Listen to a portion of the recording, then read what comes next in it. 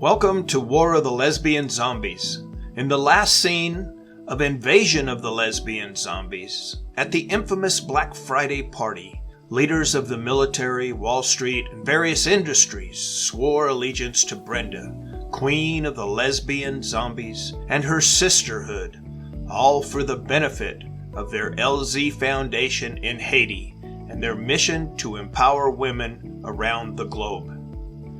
These loyalties stem from the sisters' feminine charms and the lesbian zombie virus, which pretty much turns men into slaves for these women. Captain Robert Johnson knows the power of one kiss, as a battle in Afghanistan had left him paralyzed until Brenda's kiss restored him to perfect health. However, Senator Hoffman is not a fan of the lesbian zombies and intends to warn everyone of their plot to take over the world.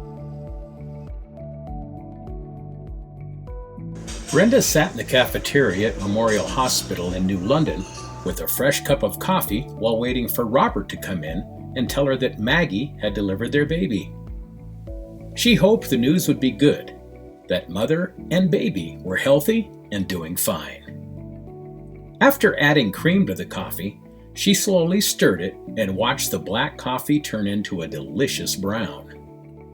When she took the plastic stir stick out of the cup, she accidentally dropped it on the floor. Reaching down to pick it up, she looked at an obese woman sitting at the next table. I used to look like her. She'd been miserable back then, and even though her fiancé had told her she was beautiful, she'd clung to the hope that he really loved her and that they were actually destined to be married. When it turned out he'd only wanted her money and his ex-wife, the betrayal had cost him dearly. She supposed his bones were still where she'd left them, baking white in the Nevada desert with a boulder on his head, which would make a nice tombstone. Here lies John Marshall. He cheated the wrong woman and got his brains bashed in. My goddess, look at all that's changed in these last 13 months. I died in Haiti, made a bond with Loa, the lesbian goddess of the universe, and came back in this beautiful body, a body to die for. She chuckled and sipped her coffee, ignoring the buzz of conversation around her, the clatter of plates, and the ding of the cash register. After John Marshall, there came Big Bad Brooklyn Daddy. That pimp thought he was tough because he could slap women around. Maggie was his number one girl. She'd carried her bruises like badges of disgrace. The goddess Loa felt pity for her and sent me to be his executioner. His beating heart felt hot in my hand as I took the first bite. After all, I am a zombie. Brenda couldn't take credit for the killings in Mexico. The drug cartel's demise was purely the work of her very own deadly sister, Maria.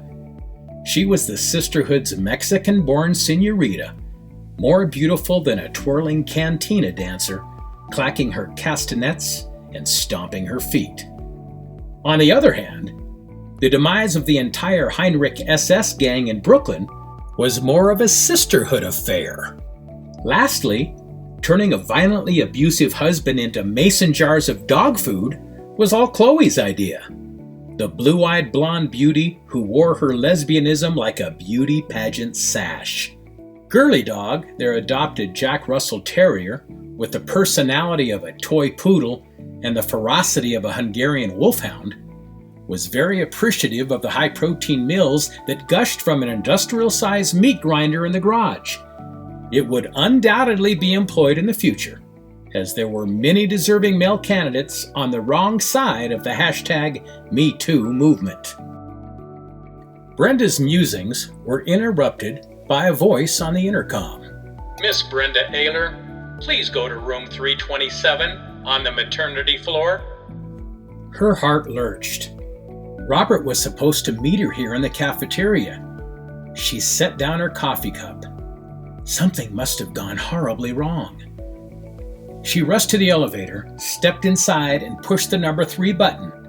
As the elevator doors closed, a hand stopped them. Beautifully manicured nails, pearl white on ebony fingers, smooth and young. Monica's hand. The doors opened to reveal the Sisterhood: Monica, Jackie, Maria, Chloe, Donna, Melinda, and sweet little 9-year-old Caroline. Their expressions, a mix of concern and joy. "What is wrong?" Monica asked as they all piled aboard. Brenda hit button number 3. "I don't know. We were in the lobby. I heard the page." Caroline hugged Brenda. "Is something wrong with the baby?" With a smile, Brenda looked down at Caroline. "We don't know yet, sweetie, but I'm sure your little sister is beautiful. And I'll be her big sister." The elevator jerked to a stop, and the doors opened to a cacophony of wailing babies. Nurses hustled about. The door to room 327 was closed. Brenda pushed it open, cautiously, her senses on full alert for any dread and despair lurking in the room. A beaming Robert turned from his wife's bedside. "Come in! Come in!" Caroline pushed by and led the way inside. "I want to see the baby." She jumped on the bed where Maggie held the bundled infant. "Is she okay?" Maggie beamed. "She's wonderful." The Sisterhood gathered around the bed. Jackie asked, "What name did you decide on?" "Zoey." She held up the baby to Brenda. "Want to hold her?" Brenda held Zoey and gazed into her beautiful blue-gray eyes, which shifted from face to face above her. She seemed much more alert and curious than a normal 3-hour-old infant. "Yep, she's a smart little baby, all right. No doubt about it." "My turn," Maria said. Brenda carefully situated the bundle in Maria's arms. "She's so tiny." Melinda tickled Zoe's chin. "I really like your name, little one." In ancient Amazonian culture, Zoe means "from death comes life." Zoe fidgeted and whimpered. Caroline got up on her knees. "I think she's hungry." "She's going to be so spoiled." Maria handed Zoe back to her mother. Maggie brushed the nipple of her left breast against Zoe's lips, and the baby suckled in earnest. Caroline watched intensely. How does she know what to do? It's a mystery of life, honey. While everyone watched Zoe and Maggie, Robert took Brenda's hand and pulled her aside. "Maggie told me how you healed my spinal cord when I was paralyzed. One kiss. She said you gave me a virus, and she gave me a pill to counter the side effects. Like the virus would make me some kind of super stud. Who, me? But I believed her, and now we have our sweet little girl." He bent down to Brenda's hand and kissed it. "If you ever need anything, just ask. I'll be there for you." Brenda stroked Robert's cheek. "I'll remember that." A nurse walked in. "Okay, folks, the party's over." "No, I want to stay." "Sisters, Maggie needs to get some rest." After saying their goodbyes and each kissing Zoe's forehead one more time, the Sisterhood made their way outside to the parking lot, chattering like a gaggle of teenage girls. Jorge, Jackie's chauffeur, from his seat in the limo, saw them coming and had to quit playing with himself.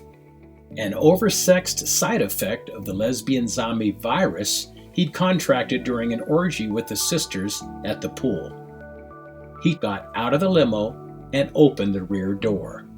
As the women piled in, Brenda stopped Jackie and Monica. "You two are riding with me." "Girls, we'll see you back at the ranch." She tossed Jackie a key fob. After all, it was her Mercedes. "You drive." The strawberry blonde bombshell was probably the richest woman in New York City. She was 65 years old, but didn't look a day over 21, thanks to a kiss from Brenda's lips and a massage with a happy ending. Now that Brenda has Robert on the hook, the three women get into the Mercedes and drive away from Memorial Hospital. Next up, Episode 2, where Brenda defends an abused woman from her bully husband. and makes her an offer that will save her life.